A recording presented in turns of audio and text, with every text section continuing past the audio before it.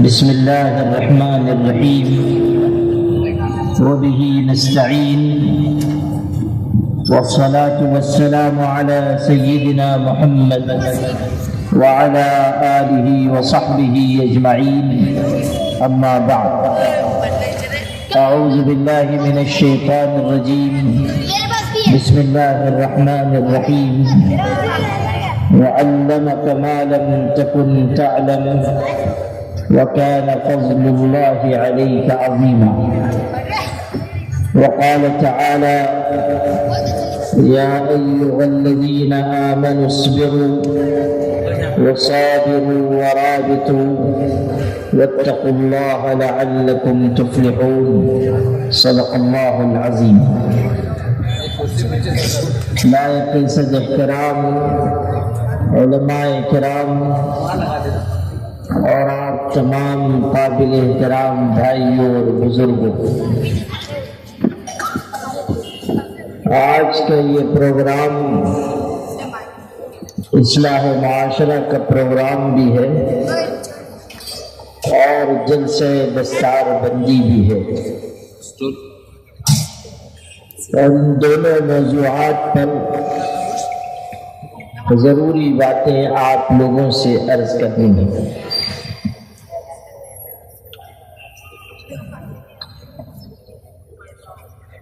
اصلاح معاشرہ کے موضوع پر کوئی بات کہنے سے پہلے آپ حضرات سے یہ عرض کرنا ضروری سمجھتا ہوں کہ ملک کے مشکل حالات میں آپ سب کی یہ ذمہ داری ہے کہ آپ اللہ کے دین پر مضبوطی سے قائم رہیں۔ ہم سے مطالبہ صرف اللہ کے دین پر جینے کا نہیں ہے، مطالبہ ہم سے یہ بھی ہے کہ ہم اللہ کے دین پر مریں۔ لا تموتن الا وانتم مسلمون، تمہیں موت نہ آئے مگر اس حالت میں کہ تم اللہ پر یقین رکھنے والے ہو۔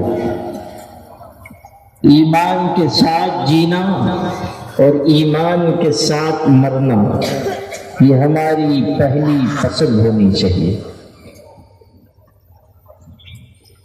حالات مشکل ضرور ہیں، لیکن اس حقیقت کو یاد رکھیے کہ ایمان کی آزمائش عام حالات میں نہیں ہوتی، سخت حالات میں ہوتی ہے۔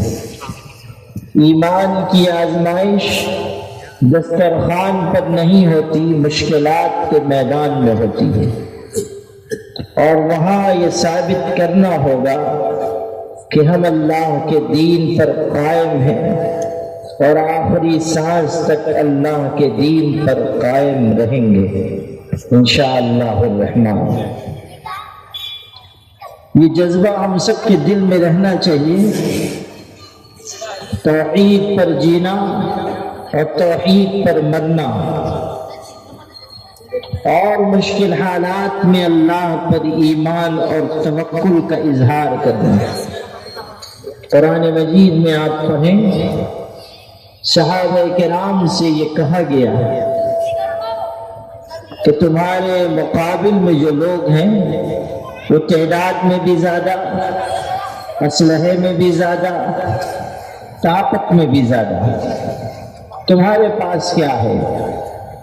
تم خالی ہاتھ ہو، تعداد کم، تمہارے پاس قوت نہیں، تم مقابلے سے ہٹ جاؤ، پیچھے ہو جاؤ، مقابلے پر نہ آؤ۔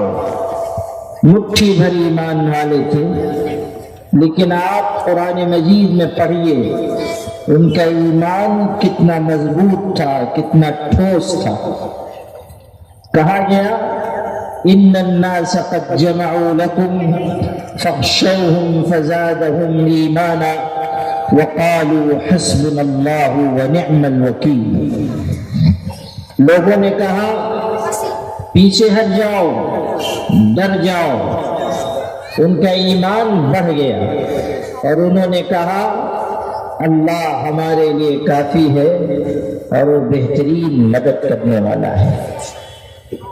یہ حقیقت ہم سب کے ذہن میں رہے کہ ہمارا اعتماد اپنی قوت بازو پر نہیں ہے، اللہ کی ذات پر ہے۔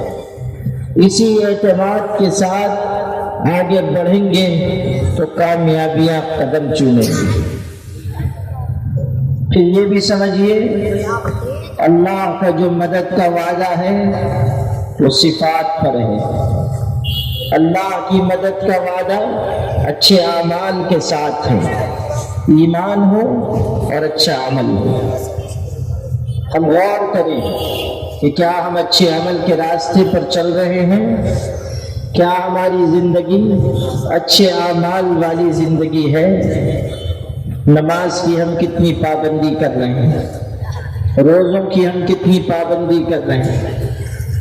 مالی معاملات میں ہم کتنے صاف ہیں؟ غور کیجیے۔ ہم اپنی زبان کی کتنی حفاظت کر رہے ہیں؟ ہم حرام مال سے کتنا بچتے ہیں؟ کتنے مسلمان بھائی ہیں حرام مال بے تکلف استعمال کر رہے ہیں؟ سود ہے، رشوت ہے، جوا ہے، استعمال کر رہے ہیں۔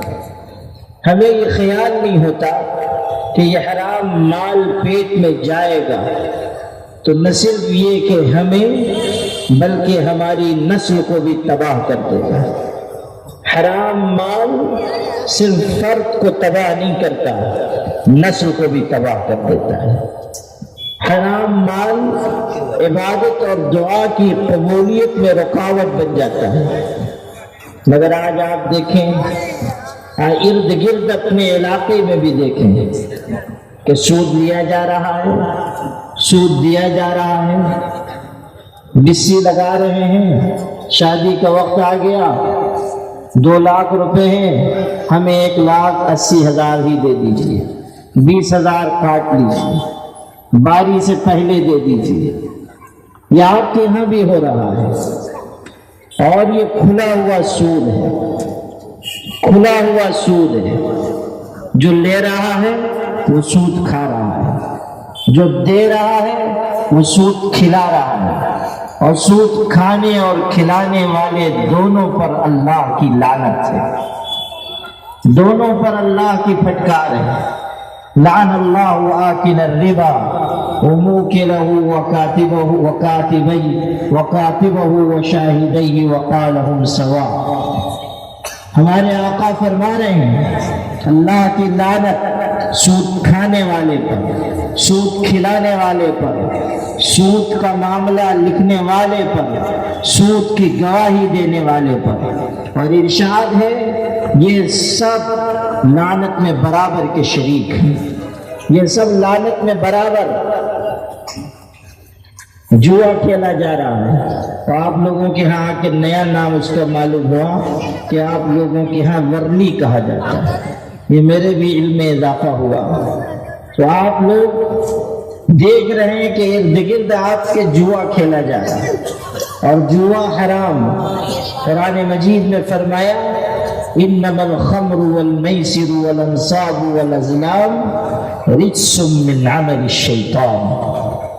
یہ سود، یہ جوا، یہ شراب، یہ پاسے کے تیر، یہ چڑھاوے، یہ سب شیطانی عمل ہے، ناپاک چیز ہے۔ اور یہ اس لیے کہ شیطان ان کے ذریعے سے اللہ کے دین سے، نماز سے، ذکر سے روکتا ہے۔ انما يريد الشيطان ان يوقع بينكم العداوة والبغضاء في الخمر والميسر ويصدكم عن ذكر الله وعن الصلاة۔ شیطان یہ چاہتا ہے کہ سود کے ذریعے، شراب کے ذریعے، جوئے کے ذریعے نماز سے، ذکر سے روک دے۔ شراب، نشے میں انسان برے اعمال کرے گا، جوا کھیلے گا دشمنی پیدا کرے گا، سٹا کھیلے گا دشمنی پیدا کرے گا، اور یہ لت ایسی بری ہے کہ انسان ہارتا جاتا ہے یہاں تک کہ اپنے بیوی بچوں تک کو ہار دیتا ہے۔ یہ جوا تباہ کر دیتا ہے، لیکن ہم آپ اس کو سمجھنے کے لیے تیار نہیں، اپنی اصلاح کے لیے تیار نہیں۔ مال آئے جس راستے سے بھی آئے، میرے والد کہتے تھے کہ مسلمانوں میں مال کی ایسی محبت آ گئی کہ جھوٹی قسم کھا کے بھی مال حاصل کریں گے۔ کہتے ہیں لا الہ الا اللہ، ادھر کا مال ادھر لا، اللہ کا نام لے کر حرام مال کما رہے ہیں۔ پیسہ ہو چاہے جیسا ہو، جہاں سے بھی ہاتھ آئے۔ مسلمانوں میں بہت سے لوگ حرام مال کھلے عام استعمال کر رہے ہیں، عیب بھی نہیں سمجھتے۔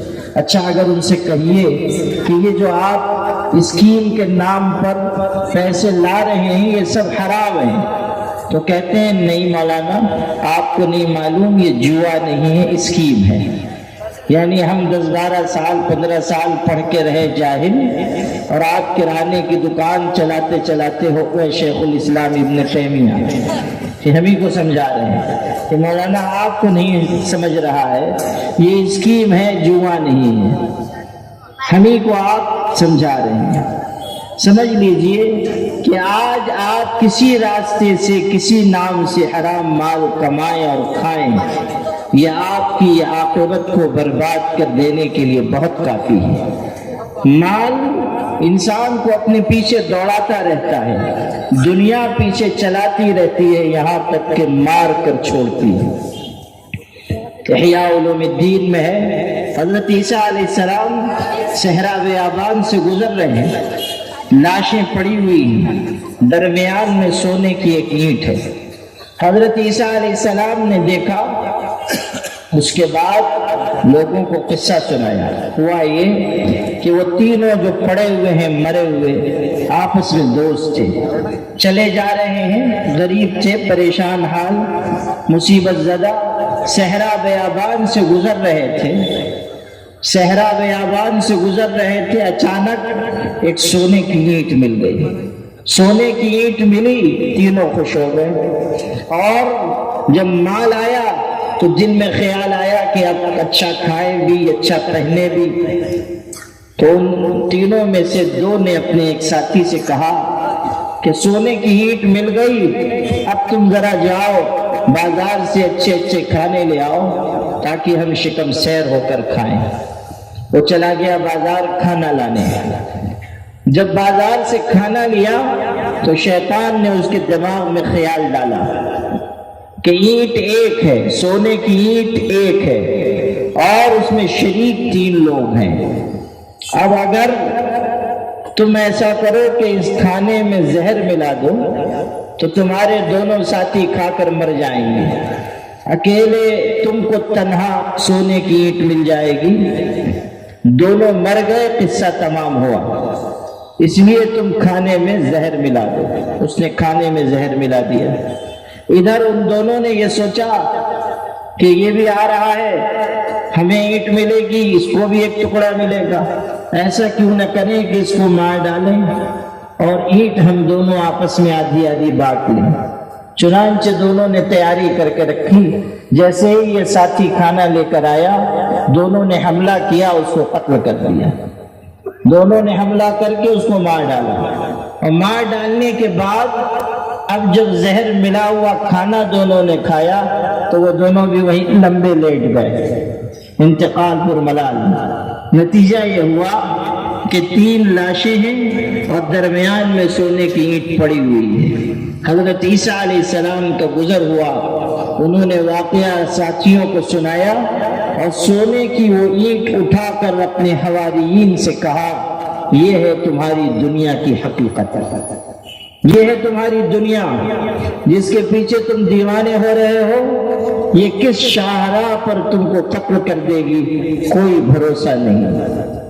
انسان مال کے پیچھے دیوانہ ہے، حالانکہ مال آخرت میں کام نہیں آنے والا۔ انسان کے کام جو چیز آئے گی وہ اعمال ہے، انسان کے کام جو چیز آئے گی وہ اس کا ایمان ہے، اس کا یقین ہے۔ تو آج بہت سی حرام مال کی شکلیں ہمارے معاشرے میں، ہمارے سماج میں رائج ہیں۔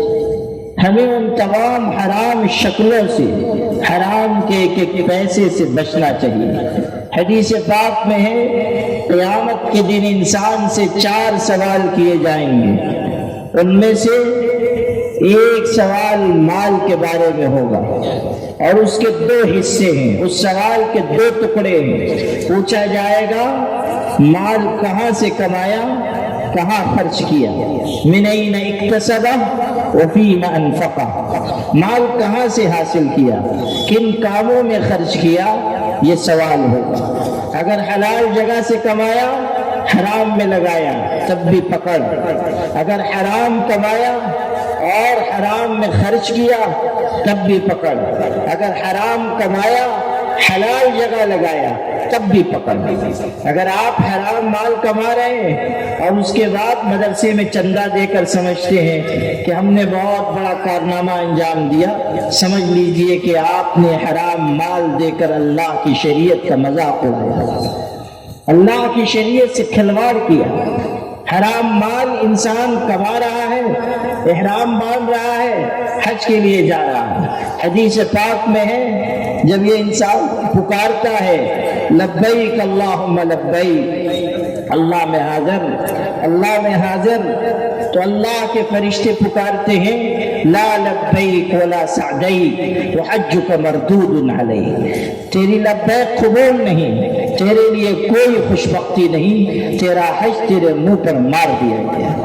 اللہ کو ایسے حج کی، ایسے عمرے کی کوئی ضرورت نہیں۔ یہ عجیب ذوق ہم لوگ بنا رہے ہیں کہ مال چاہے جیسا ہے چلیے عمرہ کرنے، زمین دبا لی چلیے عمرہ کرنے، دوسرے کی جائیداد پہ قبضہ چلیے حج کر لیں، بہن کا وراثت میں حصہ نہیں دے رہے ہیں اور حج پہ حج کیے جا رہے ہیں۔ معاشرے میں ہمارے ارد گرد دسیوں غریب بچیاں غربت کی وجہ سے بے نکاحی بیٹھی ہوئی ہیں، ان کو 10 روپے دینے کے لیے تیار نہیں اور حج پہ حج کر رہے ہیں۔ غریبوں کی مدد نہیں، مسکینوں کا خیال نہیں، بیواؤں کا سہارا نہیں بن رہے ہیں، یتیموں کی کفالت نہیں کر رہے ہیں، اور یہ سمجھ رہے ہیں کہ ہمارا حج، ہمارا عمرہ ہمیں اللہ کا قرب دلائے گا۔ ایسا نہیں ہوگا۔ ہمیشہ یاد رکھیے اللہ کی محبت کا راستہ بندوں کی محبت کے راستے سے ہو کر گزرتا ہے۔ جب تک ہم خلق خدا سے محبت نہیں کریں گے، ان کے کام نہیں آئیں گے، ان کے ساتھ اچھا سلوک نہیں برتیں گے، اللہ کی مدد ہمیں نہیں ملے گی۔ خدمت بہت بڑی چیز ہے، خدمت کی عادت ڈالیے۔ مسلم شریف میں اور بیہقی میں روایت کہ قیامت کے دن ایک جنتی انسان جہنم میں جھانک کر دیکھے گا، ایک جہنمی اس کو دیکھ کر پکارے گا ارے تم نے مجھ کو پہچانا نہیں؟ وہ کہے گا نہیں پہچانا، کون ہو تم؟ وہ کہے گا دنیا میں تم میرے پاس سے گزرے تھے، میں نے تم کو ایک گلاس پانی پلایا تھا، پیاس کی شدت میں تمہاری پیاس بجھائی تھی، آج اس ایک گلاس پانی کی وجہ سے تم اللہ کے ہاں میری سفارش کرتے ہو۔ وہ جنتی کہے گا ہاں یاد آیا تم نے میری مدد کی تھی، اور پھر وہ اللہ سے کہے گا کہ اس شخص نے میری خدمت کی تھی، مجھے پانی پلایا تھا، اللہ تو اس کو معاف کر دے۔ تو اللہ تعالیٰ اس کی سفارش سن کر اسے جہنم سے نکال کر جنت میں داخل کر دے گا، جہنم سے نکال کر جنت میں داخل کر دے گا۔ غور کیجیے، ایک گلاس پانی پلایا، خدمت کی، وہ نیکی اس کے کام آ جائے گی اور جنتی کی سفارش اس کے حق میں قبول کی جائے گی۔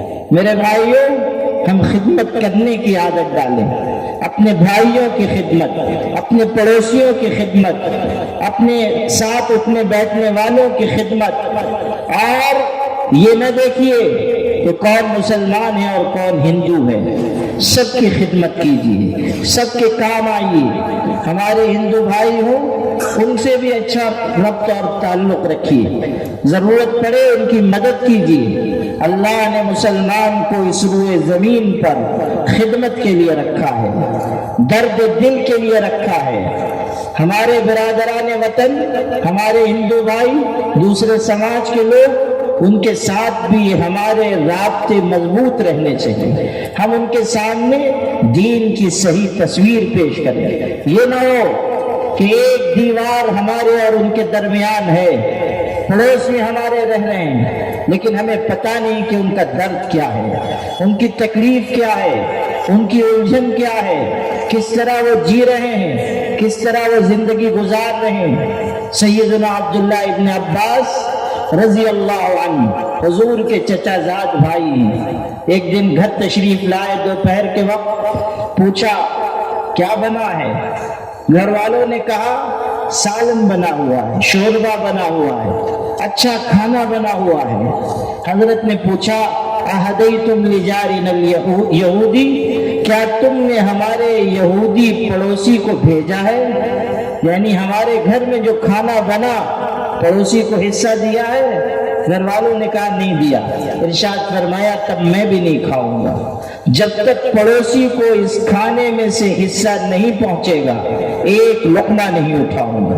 غور کیجیے، یہودی پڑوسی ہے، دوسرے مذہب کا ماننے والا ہے، لیکن ہمارے آقا صلی اللہ علیہ وسلم کی تربیت یہ ہے کہ ہم پڑوسیوں کا خیال رکھیں، ہم دوسرے مذہب کے لوگوں کا بھی خیال رکھیں، ان کے کام آئیں، ان کی مدد کریں۔ آپ یہاں رہ رہے ہیں، آپ کے ارد گرد ہندو بھائی بسے ہوئے ہیں، آپ کو اخلاق کا نمونہ پیش کرنا چاہیے، آپ کو دین کی صحیح تصویر پیش کرنی چاہیے۔ ہم لوگ اس ملک میں برسوں سے ایک ساتھ رہتے چلے آئے ہیں، دونوں سماج کے لوگ اسی ملک میں رہ رہے ہیں، اسی مٹی پر جی رہے ہیں، اور بہت سی چیزیں آپس میں ایک دوسرے کے دکھ سکھ کی ایسی ہیں جس میں ہم شریک ہوتے ہیں۔ اس روایت کو قائم رکھیے، یہی دین ان تک پہنچنے کا ذریعہ ہے۔ اس روایت کو قائم رکھیے، یہ نہ ہو کہ نفرت کی سوداگری کرنے والے کامیاب ہو جائیں، فرقہ پرستی کے بیج لاکھ بوئے جاتے رہیں۔ ہم کو اور آپ کو محبت کی بات کرنی چاہیے، ہم کو اور آپ کو ایک دوسرے سے مضبوط تعلق قائم رکھنے کی بات کرنی چاہیے۔ ہندو ہو یا مسلمان، سب کی رگوں میں خون ایک جیسا دوڑ رہا ہے، سب ایک ماں باپ کی اولاد ہیں۔ آدم و حوا کی جیسے آپ اولاد ہیں وہ بھی اولاد ہیں، آپ جس طرح اللہ کے بندے ہیں وہ بھی اللہ کی مخلوق ہیں، کسی اور نے ان کو نہیں پیدا کیا، اللہ نے ان کو بنایا ہے۔ اس لیے ہمیں ان کا خیال رکھنا چاہیے، مدد کرنی چاہیے اور ان کے کام آنا چاہیے۔ یاد رکھیے، خدمت دل تک پہنچنے کا ذریعہ ہے، خدمت روح کو روشن کر دینے کا ذریعہ ہے۔ اس لیے اس ملک میں اور اس بستی میں رہتے ہوئے ہمیں یہ طریقہ اپنانا ہوگا۔ اس کے ساتھ یہ بھی ذہن میں رکھیے کہ جو ہماری اپنی خامیاں ہیں انہیں مٹائے بغیر ہم آگے نہیں بڑھ سکتے، انہیں مٹائے بغیر ہم اللہ کی مدد نہیں پا سکتے۔ ہوتا یہ ہے، کوئی مشکل آتی ہے، کوئی دشواری آتی ہے، کوئی مصیبت آتی ہے، ہم فوراً کہہ دیتے ہیں کہ یہ فلانوں کی وجہ سے ہم پر مصیبت آئی۔ عجیب بات ہے، کبھی ہم اپنے گریبان میں نہیں جھانکتے کہ ہم کہاں کھڑے ہیں، ہم میں کیا خامی ہے، ہم میں کیا کمزوری ہے۔ حضرت عبداللہ ابن مسعود رضی اللہ عنہ بہت بڑے صحابی ہیں، بیمار ہوئے، صحابہ ان کی بیمار پرسی کے لیے آئے، دیکھنے کے لیے آئے۔ پوچھا ما تشتکی ابن مسعود، حضرت آپ کو کیا تکلیف ہو گئی، کیا بیماری ہو گئی؟ حضرت ابن مسعود نے کتنا خوبصورت جواب دیا، فرمایا اصابتنی ذنوبی، مجھ کو میرے گناہوں کی بیماری ہے۔ کوئی بیماری نہیں بتائی، بخار ہے، سردی ہے، یہ نہیں فرمایا، مجھ کو میرے گناہوں کی بیماری ہے۔ اپنا احتساب کر رہے ہیں، اپنا جائزہ لے رہے ہیں، اپنی کمی تلاش کر رہے ہیں۔ ہم آپ اپنی کمی ڈھونڈنے کے بجائے دوسروں پر الزام رکھتے ہیں، اپنی خامی تلاش کرنے کے بجائے دوسروں کو اس کا ذمہ دار ٹھہرا دیتے ہیں اور مطمئن ہو جاتے ہیں۔ ہم لوگوں کا حال ویسے ہی ہے جیسے ایک دلچسپ قصہ ہے، وہ سن لیجئے۔ میرے والد سناتے تھے کہ ایک مرتبہ 3 بیوقوف ایک راستے سے گزر رہے تھے۔ راستے کے کنارے نظر پڑی تو ایک بہت اونچا مینار دکھائی دیا، اونچا مینار۔ تو تینوں بیوقوف تھے، آپس میں بات چیت کرنے لگے۔ اتنا اونچا مینار، انسان 5-6 فٹ کا، مینار 150 فٹ کا، کیسے یہ بنا ہوگا؟ تو ان میں سے ایک بیوقوف نے کہا، ارے یہ آج کے زمانے کا تھوڑی ہے، جب لوگ بھی اتنے ہی اونچے اونچے ہوتے تھے، یہ اس زمانے میں بنایا گیا ہے۔ آپ عقل کا اندازہ کر لیجئے ان کے جواب سے کہ یہ اسی زمانے کا ہے جب لوگ اتنے اونچے تھے۔ دوسرے نے کہا نہیں، اصل بات یہ ہے کہ اس مینار کو زمین پہ بنایا گیا تھا، اس کے بعد کھڑا کر دیا گیا۔ یہ دوسرے نے حکمت بیان فرمائی۔ تیسرا جو ان دونوں کا بھی امام تھا اور بہت ہی بزرگ ہستی، اس نے بہت ہی عجیب بات کہی، کہنے لگا تم دونوں بیوقوف ہو۔ ایک کہتا ہے جب لوگ اتنے اونچے تھے جب یہ مینار بنا، ایک کہتا ہے زمین پہ بنایا گیا، کھڑا کر دیا گیا۔ تم دونوں بیوقوف ہو، تم لوگوں کو کس نے کہا کہ یہ مینار ہے؟ یہ تو کنواں ہے جس کو الٹا کر دیا گیا ہے۔ یہ تیسرا والا جو ہے بہت ہی دور کی کوڑی لے کے آیا ہے، کہتا ہے کنواں ہے، اس کو الٹا کر دیا گیا۔ تو جس طرح ان تینوں بیوقوفوں نے مینار کے سلسلے میں اپنی عقل استعمال کی اور ٹھوکر کھائی، اسی طرح ہم اپنی دشواریوں، اپنی مشکلات، اپنی پریشانیوں کے بارے میں جو سبب تلاش کرتے ہیں عام طریقے پر وہ غلط ہوتا ہے۔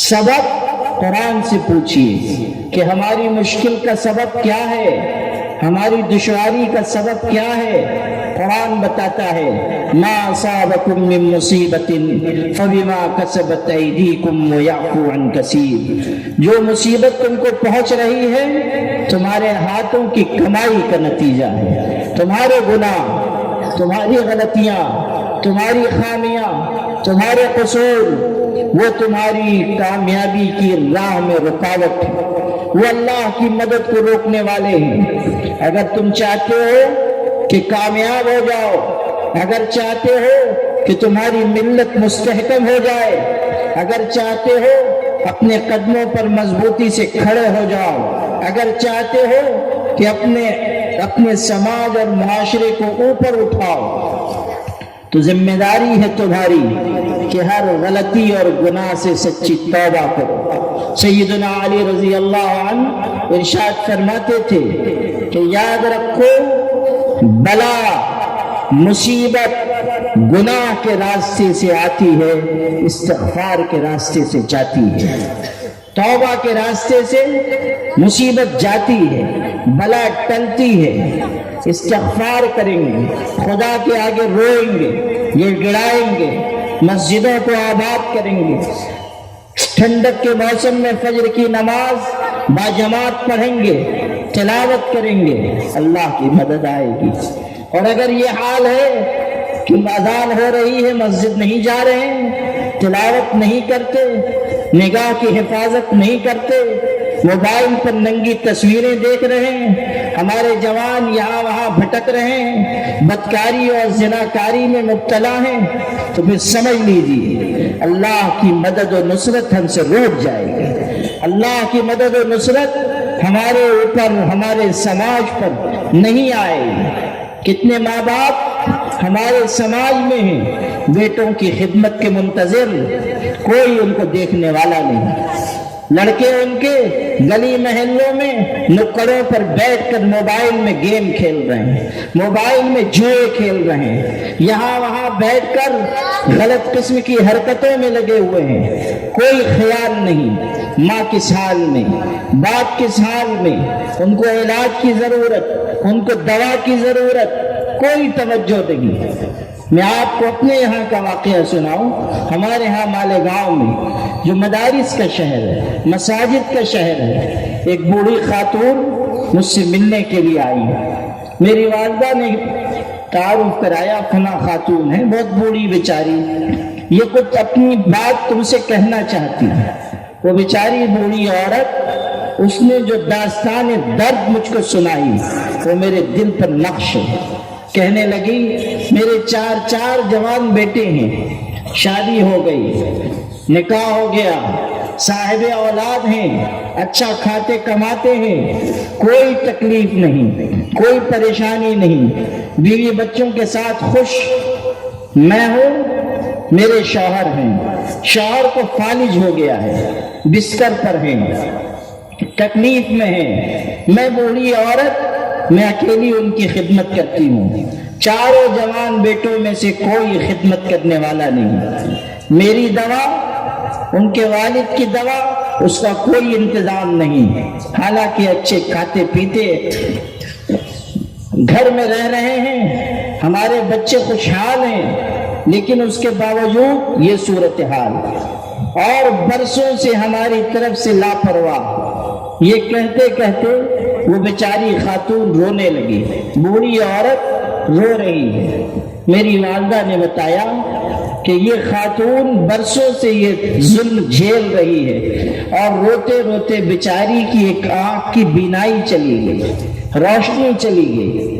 میں نے جو غور سے ان کا چہرہ دیکھا تو اس وقت بھی جب وہ یہ داستان سنا رہی تھی اور رو رہی تھی، ان کی ایک آنکھ سے آنسو گرتا تھا، اور ایک آنکھ جس میں بینائی غائب، روشنی غائب، وہ بے نور، اس میں سے کوئی آنسو نہیں ٹپک رہا ہے۔ اب بھی ان کا وہ درد بھرا چہرہ میری نگاہ کے سامنے آتا ہے، اور میں سوچنے پہ مجبور ہو جاتا ہوں کہ اس سماج پر اللہ کی کیسے رحمت آئے گی جس سماج میں چار جوان بچے اپنے بوڑھے ماں باپ کا خیال نہیں رکھ پاتے، جہاں ماں کو روتے روتے آنکھ کی بینائی کی قربانی دینی پڑے، وہ سماج کس طرح اللہ کی رحمت پا سکتا ہے؟ تو صورتحال ہے کہ بیوی آ گئی تو ماں باپ فراموش، یہ غلط طریقہ ہے۔ توازن قائم رکھیے، توازن قائم رکھیے، بیوی کو اس کا حق دیجیے، ماں باپ کو ان کا مقام دیجیے۔ اچھا اور صالح معاشرہ اسی وقت وجود میں آتا ہے جب ہر ایک کا حق ادا کیا جاتا ہے اور ہر ایک کو اس کا مقام دیا جاتا ہے۔ گھر میں بھی یہ بات رہنی چاہیے کہ ساس ہیں، سسر ہیں، انہیں اپنی حیثیت کے مطابق کام کرنا چاہیے، سنت و شریعت کے مطابق زندگی ہوگی، اللہ اس میں برکت عطا کرے گا۔ حضرت امام احمد ابن حنبل رحمۃ اللہ علیہ 4 اماموں میں سے ایک امام گزرے ہیں۔ 40 سال کی عمر تک انہوں نے نکاح نہیں فرمایا تھا۔ 40 سال کی عمر میں لوگوں نے بہت اصرار کیا کہ نکاح کر لیجئے، تب ان کا نکاح ہوا۔ اب جب نکاح ہوا، 40 سال کی عمر میں نکاح ہوا، 40 سال کی عمر میں نکاح ہونے کے بعد 30 سال تک اپنی بیوی کے ساتھ رہے۔ اب سنیے جو بات آپ کو سنانی تھی۔ خود حضرت امام احمد ابن حنبل فرماتے ہیں، تزوجت ام صالح فمکثت معی 30 سنة فما اختلفت انا ولا هي فی کلمۃ واحدہ، کہ میں نے اپنی اہلیہ سے نکاح کیا، 30 سال تک ہماری اور ان کی ازدواجی زندگی گزری، 30 سال تک۔ آپ غور کیجئے، سال 2 سال نہیں، 10 سال نہیں، 30 سال تک ہماری ازدواجی زندگی گزری، مگر اس 30 سال کی مدت میں کبھی میرا اور میری بیوی کا ایک لفظ کبھی اختلاف نہیں ہوا، آپس میں ایک جملے کا اختلاف نہیں ہوا۔ شریعت و سنت پر عمل کی یہ برکت ہوتی ہے۔ اگر نکاح آسان ہو، نکاح سادہ ہو، نکاح سنت و شریعت کے مطابق ہو، اللہ اس میں برکت دے گا۔ یہ جو ہمارے سب جوان بڑی تعداد میں ہیں، یہ اس بات کا ارادہ کریں کہ نکاح سنت کے مطابق، شریعت کے مطابق، اللہ کے حکم کے مطابق، اسی راستے پر ہمیں چلنا ہے۔ آج نکاح میں جو شادی بیاہ میں فضول خرچی ہو رہی ہے، وہ بھی ہمارے سماج کا بہت بڑا ناسور ہے۔ آپ دیکھ لیجیے کہ ایسے ایسے کاموں پہ ہم خرچ کر رہے ہیں جس کا کوئی سر نہ پیر۔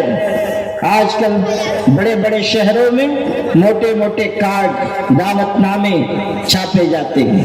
ایک صاحب دعوت نامہ لائے، معلوم ہوا ایک کارڈ کی چھپائی پر 1200 روپے خرچ ہوئے، ایک شادی کا کارڈ۔ اتنے موٹے موٹے دعوت نامے، نکاح پڑھانے جائیے، وہ دولہے میاں آ رہے ہیں سر سے لے کے پیر تک صحرے میں، نظر ہی نہیں آ رہا ہے کہ اس صحرے کے پیچھے مخلوق کون سی ہے، انسان ہے کہ جنات ہے کہ فرشتہ ہے، اور اگر انسان ہے بھی تو مذکر ہے، مؤنث ہے، یا کوئی تیسری مخلوق جلوہ افروز ہے پورے صحرے میں۔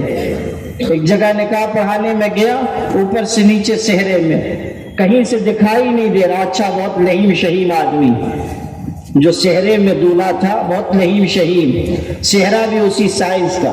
میں نے پوچھا یہ کتنے کا صحرا ہے؟ تو معلوم ہوا 50,000 روپے کا۔ غور کیجئے کن چیزوں پر ہمارا مال خرچ ہو رہا ہے۔ آل انڈیا مسلم پرسنل لا بورڈ نے اصلاح معاشرہ کے عنوان سے آسان اور مسنون نکاح مہم پورے ملک میں چلائی، اس کے اچھے اثرات بھی ظاہر ہوئے اللہ کے کرم سے، مگر ضرورت ہے کہ ہر نکاح جو مسلمانوں میں ہو سنت کے مطابق، شریعت کے مطابق، سادہ اور آسان نکاح، کوئی خرچ زیادہ نہیں، کسی طرح کا رسم و رواج نہیں، ڈی جے نہ بجایا جائے، موسیقی نہ بجائی جائے، کھیل تماشے ہمارے دین کا حصہ نہیں ہے۔ یاد رکھیے، کھیل تماشے ہمارے دین کا حصہ نہیں ہے۔ ہم اس لیے نہیں پیدا کیے گئے کہ میلوں میں جائیں، تماشوں میں جائیں، کھیلوں میں لگیں۔ آپ کے ہاں بھی میلہ لگا ہوا ہے، اور افسوس کی بات یہ ہے کہ ہماری آپ کی بہنیں بیٹیاں جا رہی ہیں اور جا جا کر میلے کی رونق بڑھا رہی ہیں۔ آپ کی غیرت کیسے اجازت دیتی ہے کہ آپ ایسی جگہ اپنی بیوی کو جانے دیں جہاں نامحرم ہیں؟ آپ کی بیٹی ایسی جگہ جائے جہاں سے بے حیائی کا دروازہ کھل سکتا ہے۔ آپ کی غیرت کیسے آپ کو اس بات کی اجازت دیتی ہے کہ آپ اپنی بہن کو ایسی جگہ بھیجیں جہاں وہ جا کر وہ کسی غلط راستے پر جا سکتی ہے؟ ہمارا دین حیا کا دین ہے، پاک دامنی کا دین ہے، عفت و طہارت کا دین ہے، ہمارا دین شرم کا دین ہے، ہمارا دین ہر ناجائز اور بے حیائی کے کام پر روک لگانے والا دین ہے۔ ہماری تہذیب کھیل تماشوں کی نہیں، ہمارا دین میلے ٹھیلوں کی اجازت نہیں دیتا، ہمارا دین صاف ستھری زندگی سکھاتا ہے، ہمارا دین بتاتا ہے کہ ہمیں اللہ کی مرضی کے مطابق جینا ہے۔ افسوس عورتوں پر بھی ہے کہ وہ جا رہی ہیں، اور اس سے زیادہ افسوس مردوں پر ہے جن کے گھروں کی عورتیں جا رہی ہیں۔ آپ کیا کر رہے ہیں؟ آپ کس چیز کا انتظار کر رہے ہیں؟ زمانہ قیامت کی چال چل رہا ہے، آپ کی بیٹیاں محفوظ نہیں، ارتداد کے دروازے کھل رہے ہیں، اس کے باوجود آپ آنکھ بند کر کے بیٹھے ہوئے ہیں، آپ بے غیرتی کا مجسم پیکر بنے ہوئے ہیں۔ یاد رکھیے، جو انسان بے غیرت ہو وہ اچھا مسلمان کبھی نہیں ہو سکتا۔ بے غیرتی ایمان و اسلام سے ٹکرانے والی چیز ہے۔ ایمان والوں میں غیرت ہوتی ہے، ایمان والوں میں حمیت ہوتی ہے، ایمان والے شخص کے اندر اپنے دین کے سلسلے میں، دین کی تعلیمات کے سلسلے میں احساس ہوتا ہے۔ اگر آپ کا دل بے حس بن رہا ہے، اگر آپ کا دل مردہ بن رہا ہے تو اپنے ایمان کی خیر بنائیے، اپنے آپ کے بارے میں سوچئے کہ آپ کس راستے پر جا رہے ہیں۔ ایک ایسا دور جبکہ ہماری بیٹیوں کے دین و ایمان اور ان کے عقیدہ توحید پر یلغار ہے، ہمیں فکر مند ہونا ہوگا، ہمیں حساس ہونا ہوگا، ہمیں غیرت مند بننا ہوگا، اور ہمیں قرآن کے اس ارشاد پر عمل کرنا ہوگا۔ یا ایھا الذین آمنوا قوا انفسکم واہلیکم نارا، اے ایمان والو اپنے آپ کو اور اپنی اولاد کو جہنم کی آگ سے بچاؤ۔ بے ایمانی کی طرف، بے دینی کی طرف، بے غیرتی کی طرف اپنی اولاد کو نہ جانے دو۔ یہ ہم سے مطالبہ کیا گیا، یہ ہمیں حکم دیا گیا ہے، مگر افسوس کہ ہم اس حکم پر عمل نہیں کر رہے ہیں۔ میرے بھائیو، ہمارے دل میں اللہ کے دین کی عظمت ہوگی تب ہم ٹوکیں گے، ہماری مسورات میں اللہ کا ڈر ہوگا تب وہ ایسی جگہ جانے سے بچیں گی، ایسی جگہوں سے، ایسے مواقع سے اپنی حفاظت کریں گے۔ اس لیے آپ سب اس کا خیال رکھیں کہ کوئی کھیل تماشا ہو، کوئی میلہ ہو، وہ ہمارے لیے نہیں ہے، ہماری بہنوں بچیوں کے لیے نہیں ہے، ان کے لیے حفاظت کا حصار گھر میں ہے۔ ہمارے آقا نے فرمایا عورت کے لیے گھر میں نماز پڑھنا زیادہ بہتر۔ جب نماز گھر میں پڑھنے کو بہتر قرار دیا گیا تو کھیل تماشوں میں جانے کی کیسے اجازت ہوگی؟ نامحرموں سے ملنے کی کیسے اجازت ہوگی؟ نامحرموں سے ہنسی مذاق کی کیسے اجازت ہوگی؟ غور کر لیجیے اور اپنا طرز عمل دین و ایمان کے مطابق بنائیے۔ غیرت و حمیت کی کسوٹی پر آپ کھڑے اتریں، اس کا آپ خیال رکھیے۔ جو بات میں آپ سے عرض کر رہا تھا وہ یہ کہ شادی بیاہ کے موقع پر بھی بے غیرتی ہو رہی ہے، بے پردگی ہو رہی ہے، ڈی جے بجایا جا رہا ہے، موسیقی بجائی جا رہی ہے، رسم و رواج ہو رہا ہے۔ یہ آپ کی تہذیب نہیں ہے، آپ کی تہذیب سادگی۔ یاد رکھیے، جو نکاح سنت و شریعت کے مطابق ہوگا وہی اللہ کی نگاہ میں معتبر، وہی برکت والا نکاح۔ سنت و شریعت ہر زمانے میں زندہ اور تازہ ہیں، کوئی دور ایسا نہیں آئے گا جس میں سنت و شریعت کمزور ہو جائیں، پرانے ہو جائیں، فرسودہ ہو جائیں۔ حیدرآباد میں ایک بزرگ تھے شاہ مسکین رحمت اللہ علیہ، ایک بوڑھی عورت ان کی خدمت میں حاضر ہوئی، کہنے لگی حضرت مجھے آپ سے بیعت ہونا ہے، آپ ہاتھ بڑھائیے، آپ کے ہاتھ میں ہاتھ رکھ کر بیعت ہونا چاہتی ہوں۔ حضرت نے فرمایا شریعت میں منع ہے، شریعت میں منع ہے، تم نامحرم ہو، تمہارا ہاتھ میں نہیں لے سکتا، منع ہے۔ وہ بوڑھی عورت پڑھی لکھی رہی ہوگی، اس نے کہا حضرت میں بھی جانتی ہوں، مگر اتنی بات مجھے بھی معلوم ہے کہ یہ جو روکا گیا ہے فتنے کے اندیشے سے روکا گیا ہے، مگر میری حالت یہ ہے کہ میں 80 سال کی ہو گئی، آپ بھی 70-75 سال کے ہو گئے، آپ بھی بہت بوڑھے ہیں، میں بھی بہت بوڑھی ہوں، اب فتنے کا کوئی اندیشہ باقی نہیں رہا، میں صرف برکت حاصل کرنا چاہتی ہوں، آپ ہاتھ دے دیجئے، آپ کے ہاتھ پر ہاتھ رکھ کر بیعت ہوں گی۔ اس شخص نے، اس اللہ کے ولی نے جو جواب دیا وہ سونے کے پانی سے لکھے جانے کے لائق۔ ارشاد فرمایا یہ سچ ہے کہ تو بھی بوڑھی ہے اور میں بھی بوڑھا ہوں، مگر یاد رکھ اللہ کی شریعت کل بھی جوان تھی اور آج بھی جوان ہے، اللہ کی شریعت جوان ہے، اس کی ہدایت پر عمل ہوگا۔ کوئی زمانہ ایسا نہیں آئے گا کہ شریعت پرانی ہو جائے، اللہ کے رسول کی سنت پرانی ہو جائے۔ زمانہ چاہے جو بھی ہو، سکہ شریعت ہی کا چلے گا، سکہ سنت ہی کا چلے گا، اور یہی دونوں چیزیں ہماری اور آپ کی کامیابی کی ضمانت تھی، اسی کے مطابق چلنا ہے۔ نکاح ہو، موت میت ہو، کوئی زندگی کا مرحلہ ہو، شریعت و سنت کے مطابق اس کو انجام دیجیے۔ اپنی پسند کو دین نہ بنائیے، اپنے ارمان کو دین نہ بنائیے، سنت کو چھوڑ کر بدعت کے راستے پر نہ جائیے۔ من احدث فی امرنا ھذا ما لیس منہ فہو رد. ہمارے آقا حضرت نبی کریم صلی اللہ علیہ وسلم نے ارشاد فرمایا جو ہمارے اس دین میں کوئی نیا طریقہ ایجاد کرے گا جو اس میں نہ ہو وہ مردود ہے، مردود ہے. ایسی کوئی چیز دین میں قبول نہیں کی جائے گی. ارمان دین نہیں ہے، تمنائیں دین نہیں ہیں، خواہشات اور آرزویں دین نہیں ہیں. دین اللہ کی مرضی کا نام ہے، دین پیغمبر کے راستے کا نام ہے. اسی کو اپنانا ہے اور اسی کے مطابق زندگی کو بنانا ہے. ہمیشہ یاد رکھیے زندگی مختصر، موت آنے والی. ہم لمحہ بلمحہ اپنی اجل سے قریب ہوتے جا رہے ہیں، موت سے قریب ہو رہے ہیں. اللہ کے دربار میں جانے کا وقت آ رہا ہے. ہمارے جوانوں کو خاص طریقے پر سننا چاہیے کہ زندگی مختصر ہے اور یہ جوانی بھی فانی، زندگی بھی فانی. ہم اللہ کے دربار میں حاضر ہونے والے. ہمارا عقیدہ ہے کہ وقت آئے گا خدا کی بارگاہ میں جانا ہے، زندگی کا حساب دینا ہے. ایک ایک عمل کے بارے میں پوچھا جائے گا. کوئی گناہ، کوئی نافرمانی، کوئی غلط کام، کوئی برائی ایسی نہیں ہوگی کہ اللہ کے ہاں وہ چھپی رہ جائے، خدا کی نگاہ سے مخفی رہ جائے. یا بنی انہا ان تک مثقال حبۃ من خردل فتکن فی صخرۃ او فی السماوات او فی الارض یأتی بها اللہ.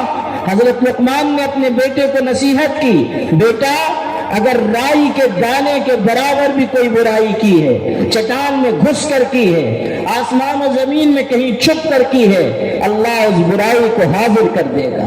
اللہ تعالیٰ وہ گناہ لے آئے گا. گناہ کرتے ہوئے ہمارے جوان کھڑکی دروازے بند کرتے ہیں کوئی دیکھ نہ لے، مگر اس حقیقت کو بھول جاتے ہیں کہ دنیا کا کوئی انسان یہ طاقت نہیں رکھتا کہ وہ اس دروازے کو بند کر دے جو اس کے اور اللہ کے درمیان ہے. کون اس دروازے کو بند کر سکتا ہے؟ کون خدا کی نگاہ کے آگے پردہ ڈال سکتا ہے؟ اللہ ہر چیز کو دیکھنے والا، ہر بات کو سننے والا، ہر عمل کی نگرانی کرنے والا اور قیامت کے دن سارے اعمال کا حساب لینے والا ہے. آج اپنی زندگی کا محاسبہ کیجئے کہ ہم نے کل کے لیے کیا تیاری کی ہے. آخرت آنے والی ہے، ہم نے قیامت کے لیے کیا توشہ لیا ہے. سیدنا ابو ہریرہ رضی اللہ عنہ دنیا سے جانے کا وقت ہے، رو رہے ہیں. کسی نے حیرت سے پوچھا آپ رو رہے ہیں؟ حضرت نے فرمایا ہاں، دنیا چھوڑ جانے پر نہیں روتا، رونا اس پر ہے سفر بہت لمبا ہے، توشہ بہت مختصر ہے. سفر بہت لمبا ہے، توشہ بہت تھوڑا ہے، اس پر رونا آ رہا ہے. قرآن پاک کہہ رہا ہے یا ایھا الذین آمنوا اتقوا اللہ ولتنظر نفس ما قدمت لغد واتقوا اللہ. اے ایمان والو اللہ سے ڈرو اور تم میں سے ہر انسان غور کرے آنے والے کل کی اس کے پاس کیا تیاری ہے. آج توبہ کرو، آج اللہ سے معافی مانگو، آج گناہ کو چھوڑو تاکہ کل کامیاب ہو سکو. اصلاح معاشرہ کے جلسے کا مطلب یہ نہیں کہ تقریر سنیے اور غائب. اصلاح معاشرہ کا مطلب یہ کہ اپنے آپ کو بدلیے تاکہ اللہ آپ کی قسمت سنوارے، آپ کی تقدیر بنائے، آپ کی دنیا اور آخرت کی کامیابی کا فیصلہ کرے. میرے بھائیوں، اس پیغام کے ساتھ اس جلسے سے جائیے. اور مدرسے کے جو طلبہ جنہوں نے یہاں قرآن مجید کے حفظ کی تکمیل کی، لائق مبارکباد ہیں. اور وہ مدرسہ جو آپ کے ہاں ہے مفید الاسلام کے نام سے، اس کی خدمت بھی بڑی لامبی اور قدیم ہے.